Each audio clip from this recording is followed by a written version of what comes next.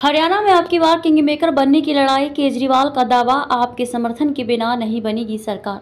दिल्ली के पूर्व सीएम एवं आम आदमी पार्टी के राष्ट्रीय संयोजक अरविंद केजरीवाल ने कहा कि इस बार हरियाणा बदलाव मांग रहा है। हरियाणा में आम आदमी पार्टी कई सीटों पर जीत हासिल करेगी।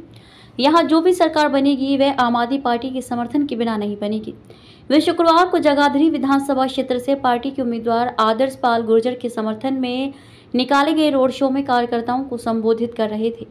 इस दौरान आप पार्टी के प्रदेशाध्यक्ष डॉक्टर सुशील गुप्ता भी मौजूद रहे। उन्होंने कहा कि भाजपा ने मुझे झूठे केस में जेल में डाल दिया था, 5 महीने जेल में रखा और तरह तरह की यातनाएं थी। इनका मकसद किसी भी तरह मुझे झुकाना था। जेल में जो सुविधाएं सामान्य आरोपियों को मिलती हैं, मुझे वो भी नहीं दी गई। कई दिनों तक मेरी दवाई भी बंद रखी थी। भाजपा को ये नहीं पता कि मैं हरियाणा का हूँ, मेरी रगों में हरियाणा का खून दौड़ रहा है।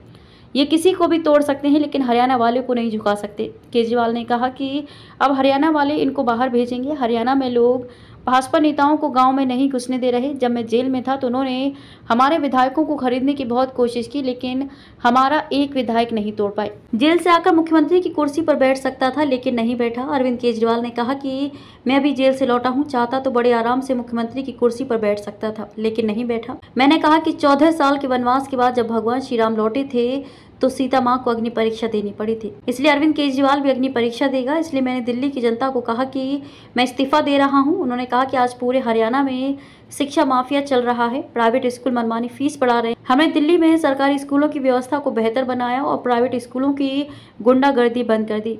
हरियाणा में भी ऐसा करके दिखाएंगे।